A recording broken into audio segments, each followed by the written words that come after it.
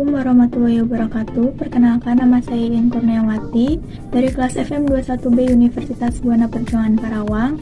Di sini saya akan menjelaskan kembali materi mata kuliah Anatomi Fisiologi Manusia dengan dosen pengampu Bapak Apoteker Surya Amal MKes. Materi yang akan saya jelaskan yaitu tentang sistem integumen. Pengertian sistem integumen. Sistem integumen adalah sistem organ yang paling luas. Sistem ini terdiri atas kulit dan aksesorisnya, termasuk kuku, rambut, kelenjar atau keringat dan sebaceus, dan reseptor saraf khusus atau stimuli perubahan internal atau lingkungan eksternal. Integumen merupakan kata yang berasal dari bahasa Latin integumentum yang berarti penutup. Fungsi sistem integumen. Yang pertama, melindungi sistem tubuh lainnya dari cedera atau injuri dan infeksi. Beberapa di antaranya ada kerusakan mekanis, kerusakan kimia, kerusakan termal, kerusakan ultraviolet, pertahanan melawan mikroorganisme. Yang kedua, membantu tubuh mempertahankan homeostatis dengan mengatur suhu, mempertahankan cairan tubuh, dan menghilangkan limbah.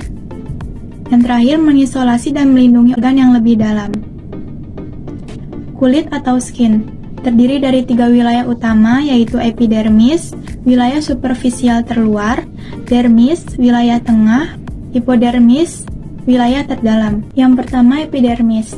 Epidermis yaitu bagian luar kulit yang agak tipis, terdiri dari jaringan epitel, merupakan epitel berlapis gepeng yang terdiri dari 5 lapisan, yaitu stratum basalis atau stratum germinativum, stratum spinosum, stratum granulosum, stratum lucidum, dan stratum corneum.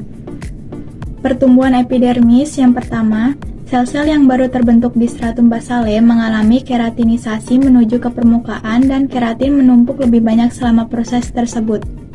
Yang kedua, selanjutnya mengalami apoptosis atau kematian hingga akhirnya terkelupas dan diganti. Yang ketiga, proses tersebut memakan waktu sekitar 4 minggu. Tingkat pembelahan sel dalam stratum basale meningkat selama cedera.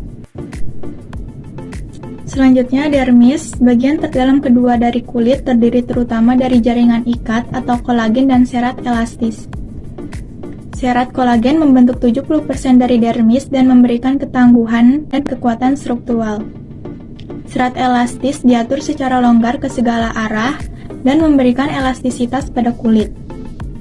Lapisan papilari atau papillary layer, luas permukaan meningkat karena proyeksi yang disebut dermal papillae yang berisi kapiler atau reseptor taktil.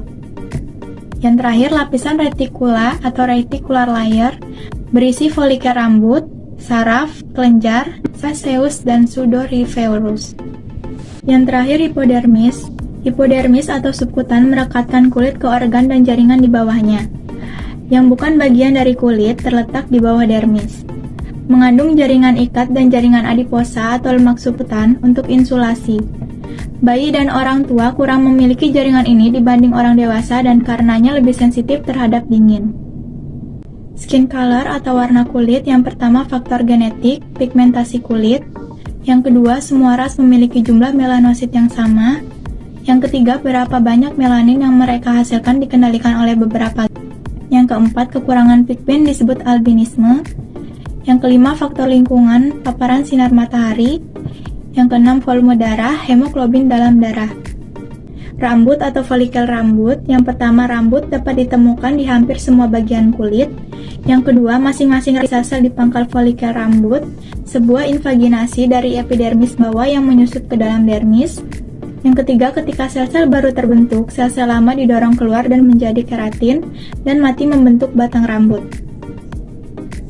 Kelenjar. Kelenjar ada 2 macam, yaitu kelenjar sebaceus dan kelenjar keringat atau sweat glands.